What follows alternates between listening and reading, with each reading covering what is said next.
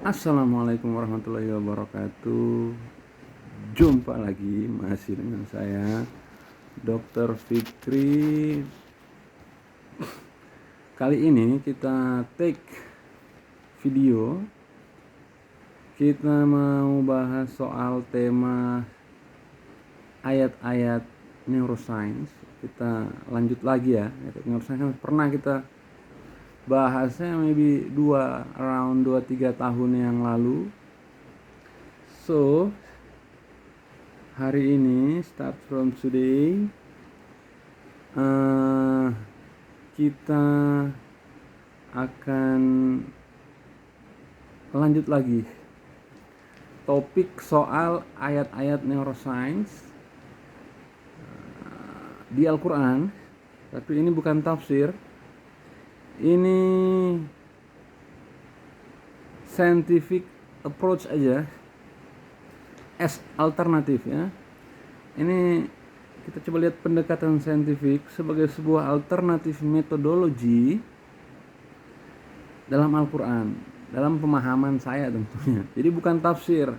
Jadi jangan tuntut saya atau laporkan saya ke polisi dengan pasal penghinaan agama atau penistaan agama. Nggak mungkin kita mau hina dan menistakan agama kita sendiri. Oke, kali ini karena masih awal 1 Ramadan, kita juga di surat-surat awal, surat Al-Baqarah. Nah, kita mau bahas soal surah Al-Baqarah ayat 6 dan 7. Ini ketika saya baca ini, bagi saya ini divine epistemology atau divine knowledge dengan Quranic epistemology. Jadi epistemology itu how to attain knowledge. Bagaimana cara kita mendapatkan ilmu pengetahuan.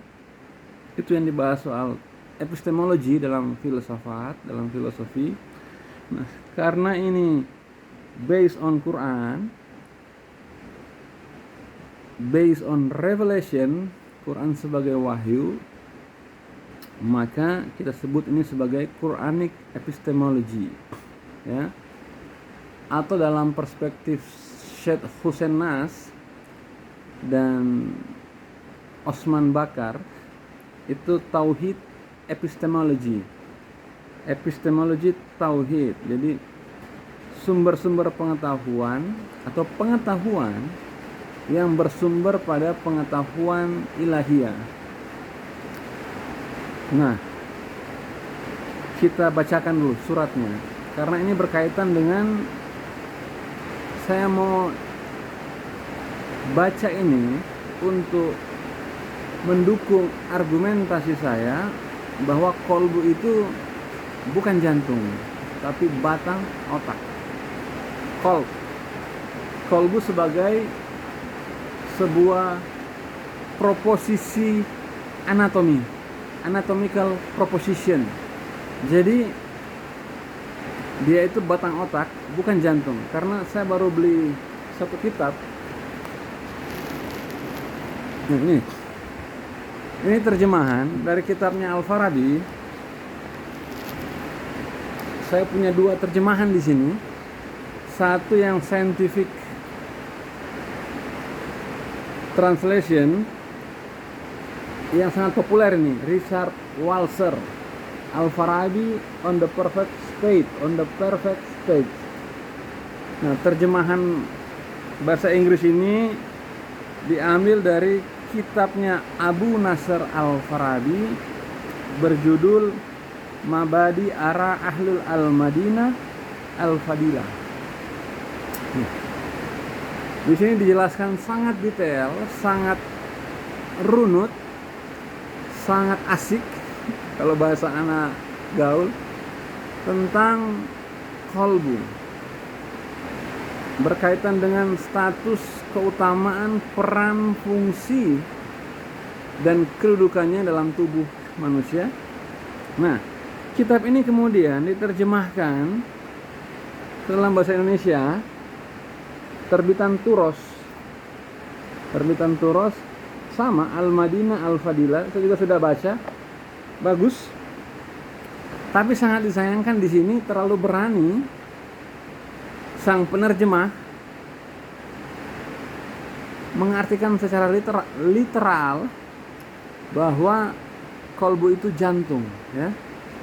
Padahal di beberapa terjemahan Quran kontemporer hari ini, kolbu itu sudah mulai diterjemahkan sebagai otak.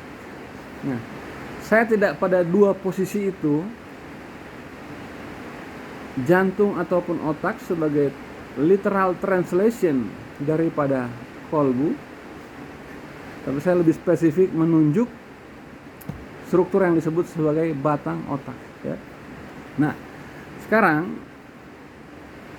lewat surat Al-Baqarah ayat 6 dan 7 ini saya coba menjelaskan kenapa qalb itu, atau di sini di Quran hati itu terjemahannya lebih aman, lebih nyaman, dan lebih safe sebagai dalam perspektif akademik kita menggunakan batang otak dibandingkan otak dan jantung. Ya. Oke ya. A'udzubillahi minasyaitonirrajim. Bismillahirrahmanirrahim.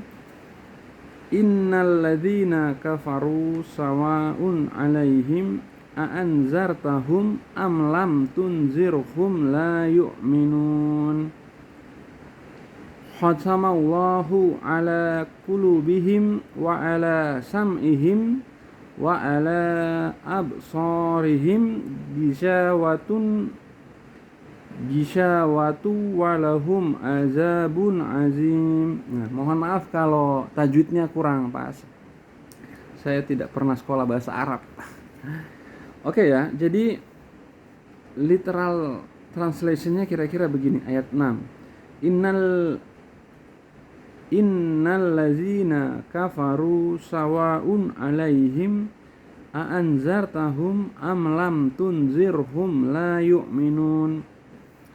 Di sini disebut sesungguhnya orang-orang kafir sama saja bagi mereka engkau dalam kurung Muhammad beri peringatan atau tidak beri peringatan, mereka tidak akan beriman. Jadi ayat 6 ini memuat informasi soal peringatan dari Muhammad kepada orang-orang kafir. Kalau peringatan itu kan berarti pemberitahuan, informasi, statement, pernyataan. Hei, gue ingatin lu, kira-kira begitu kalau anak-anak Jakarta bilang. Saya ingatkan Anda, gitu kan? Berarti ada subjek, ada objek. Ada yang mengingatkan, ada yang diingatkan. Mengingatkan dan diingatkan tentang apa? Tentang peringatan. Peringatan tentang apa? Peringatan yang bersumber pada ilahiyah atau pewahyuan. Divine revelation. Nah, ini ada keterangan 8. Kata kafir itu jamaknya kufar, yaitu orang-orang yang tidak percaya kepada Allah, rasul-rasulnya, malaikat-malaikatnya, kitab-kitabnya, dan hari kiamat. Itu penjelasan kata kafir. Ada kalau di Al-Quran bilang ignoring, atau orang yang menutup diri dari objektivitas, dari pengetahuan, dari kebenaran, dari truth. Nah, peringatan itu kan tentu harus saya lihat dan saya dengar. Kan dua ini dalam epistemologi, sumber pengetahuan indrawi, karena ini peringatan yang disampaikan oleh Rasul Muhammad. Ini subjek penyampainya jelas, Muhammad kepada orang-orang kafir, orang-orang yang menutup diri, penglihatan, pendengaran, juga hati. Ini akan dijelaskan di ayat 7 dari peringatan tersebut. Nah, Ayat 7-nya begini. Khatamallahu ala qulubihim wa ala sam'ihim wa ala absarihim ghishawatu wa lahum azabun azim. Jadi Allah telah mengunci qalb mereka, di sini terjemahkan hati mereka, pendengaran mereka, sam'ihim, penglihatan mereka telah tertutup, absarihim, absar, dan mereka akan mendapat azab yang berat. Jadi ini menarik karena azab yang berat itu dikaitkan dengan terkuncinya kolbu, pendengaran, dan penglihatan. Jadi kita nggak perlu menunggu menerjemahkan bahwa azab yang berat itu berupa siksaan, tapi dalam ayat ini bisa juga kita asumsikan, kita dalilkan atau kita proposisikan bahwa azab yang berat itu adalah dengan tertutupnya kolbu, pendengaran, dan penglihatan. Kenapa itu? Karena manusia dengan tertutupnya 3 akses ke pengetahuan ini, dia akan terpisah dari ilmu, ya enggak? Ya? Hati terkunci, pendengaran terkunci, penglihatan terkunci, maka dia terisolasi secara epistemologi, ya, epistemological isolation, kira-kira begitu. Nah, jadi peringatan yang disampaikan Rasul kepada orang-orang kafir dianggap sia-sia bro.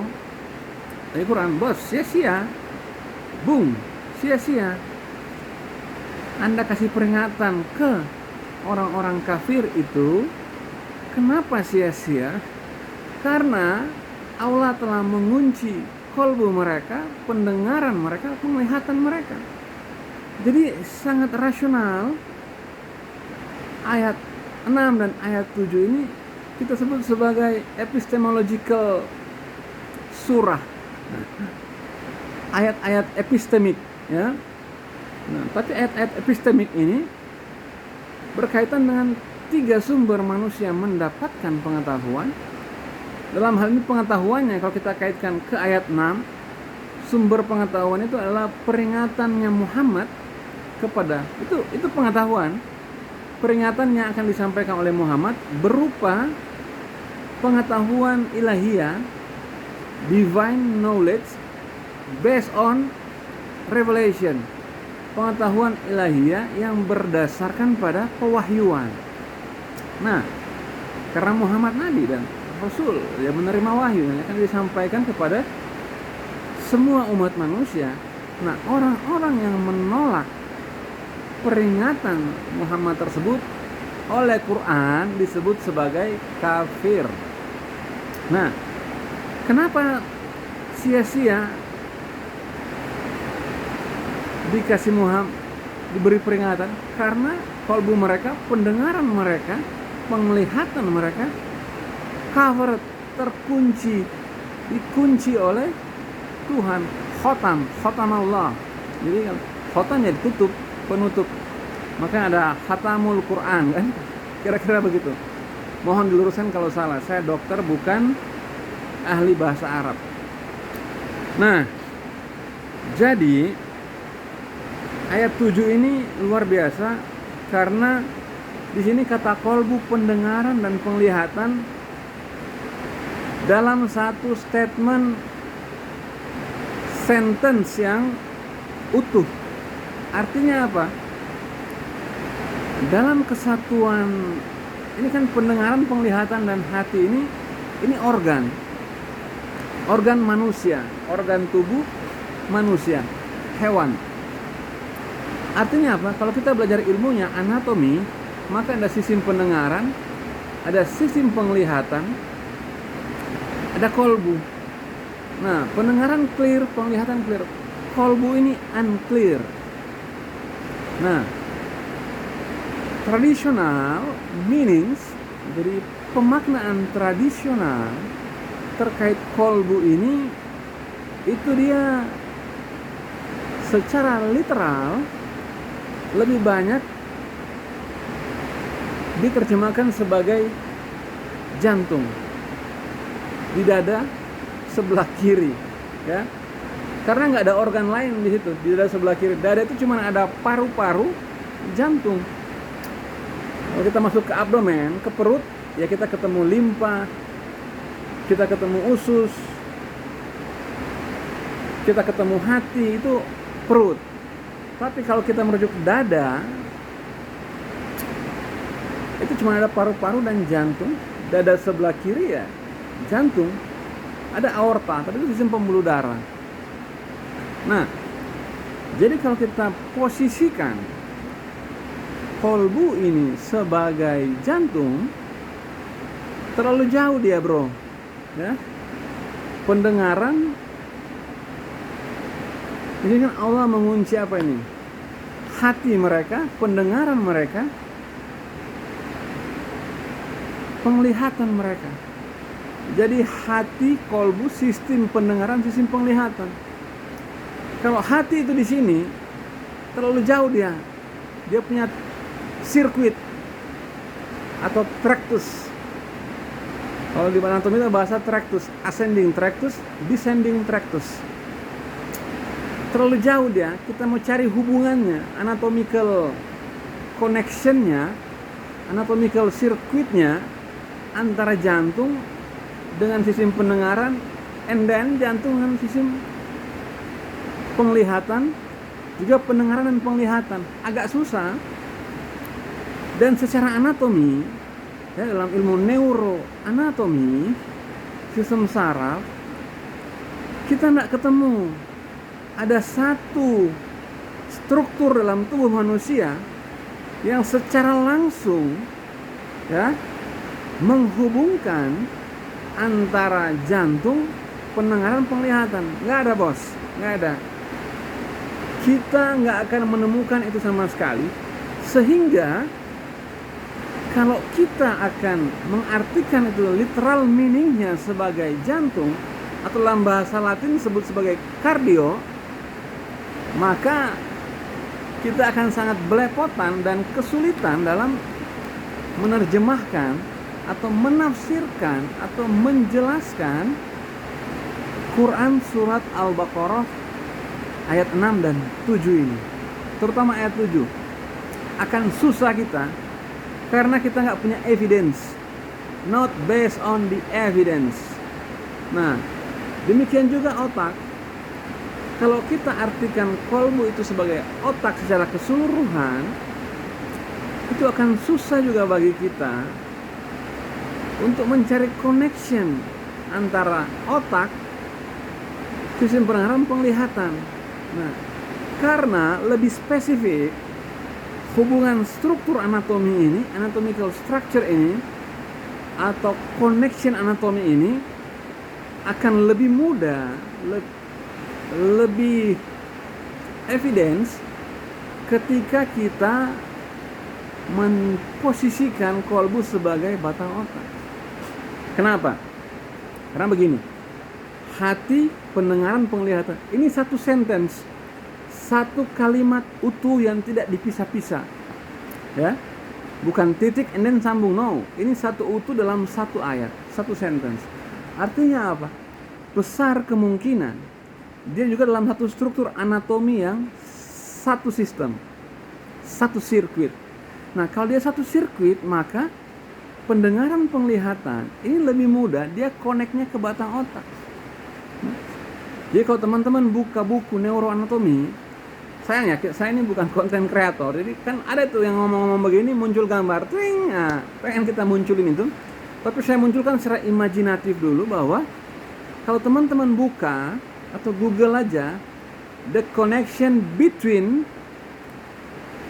ear and the brainstem, atau hearing system with the brainstem, dengan batang otak, teman-teman akan melihat bagaimana gelombang suara masuk ke daun telinga. Kan gelombang suara ini fisik. Dulu suara ini nggak kelihatan, kita bilang sebagai non-fisik, tapi bisa kita dengar. Karena kenapa? Karena dia fisik, karena dia ada gelombang.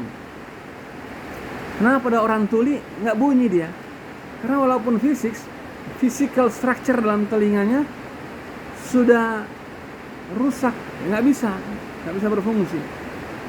Nah, gelombang suara masuk ke daun telinga sampai ke dalam struktur telinga tengah yang disebut sebagai koklea, itu dirubah menjadi electrical signals.